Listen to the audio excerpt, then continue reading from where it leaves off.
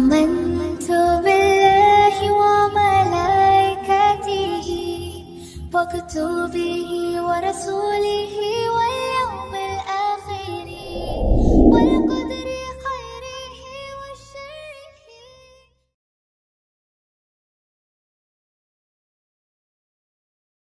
أعوذ بالله من الشيطان الرجيم. بسم الله الرحمن الرحيم. Assalamualaikum warahmatullahi ta'ala wabarakatuh.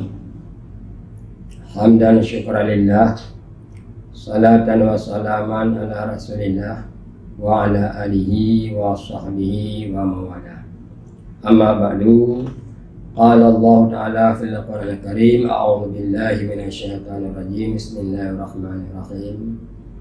Ya ayyuhalladzina amanu kutiba alaikumus syiyam kama kutiba alal ladzina min qablikum la'allakum tattaqun. Qala Rasulullah sallallahu alaihi wasallam, man farraha bidukhuli Ramadan imanan wa ihtisaban ghufira lahu ma taqaddama min dhanbi. Shadaqallahul adzim wa sadaqa rasulul karim.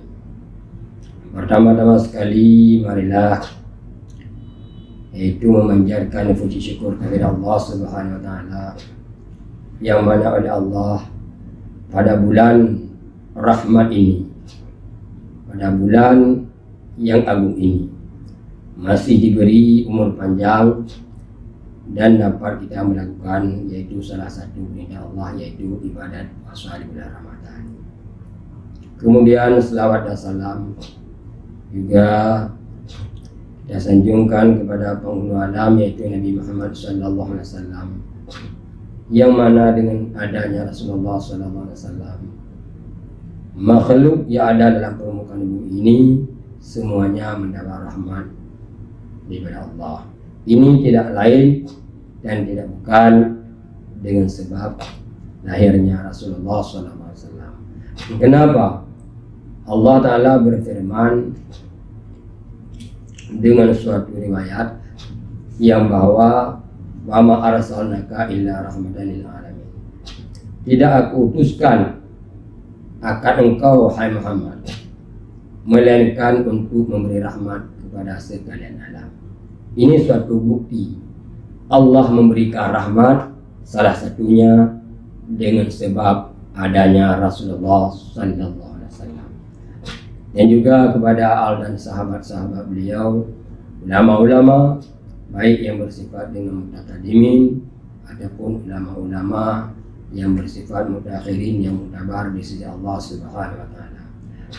Para hadirin sidang jamaah yang dirahmati Allah, pembahasan pada kali ini tentang masalah yaitu menujunya jalan kepada ketakwaan kepada Allah Subhanahu wa taala. Salah satu jalan untuk menujunya kepada ketakwaan kepada Allah Subhanahu wa taala yaitu berpuasa Ramadan. Kenapa Allah mengatakan dalam suatu ayat, Bismillahirrahmanirrahim, ya ayyuhalladzina amanu kutiba alaikumus syiyam kama kutiba alal ladzina min qablikum la'allakum tattaqun. Ini suatu bukti, ini suatu hal yang Allah tunjukkan kepada hambanya, salah satu jalan menuju kepada ketakwaan dengan cara berpuasa di bulan Ramadan.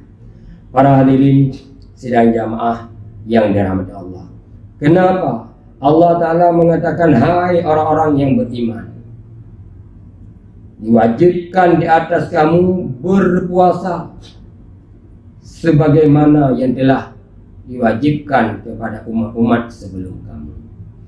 Karena puasa ini sebelum Rasulullah sallallahu alaihi wasallam diutuskan di atas permukaan bumi terlebih dahulu. Berarti puasa ini telah diwajibkan kepada nabi-nabi dan umat-umat yang terdahulu. Tetapi keadaan cara berpuasanya, aturannya, kaifiahnya mungkin yang berbeda. Kalau orang memang sudah berpuasa sebagaimana mestinya dan ketentuan-ketentuan yang telah ditentukan oleh Allah dan oleh Rasul, la'allakum tattaqun, pastilah mereka itu termasuk golongan-golongan orang yang bertakwa kepada Allah.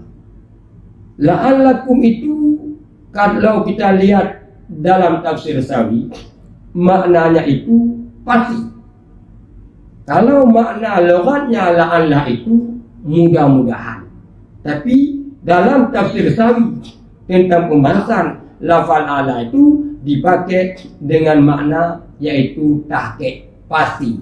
Jadi salah satu golongan orang yang pasti diberi oleh Allah kepada jalan ketakwaan, salah satu jalannya dengan cara berpuasa Ramadan. Demikianlah ceramah singkat daripada kami.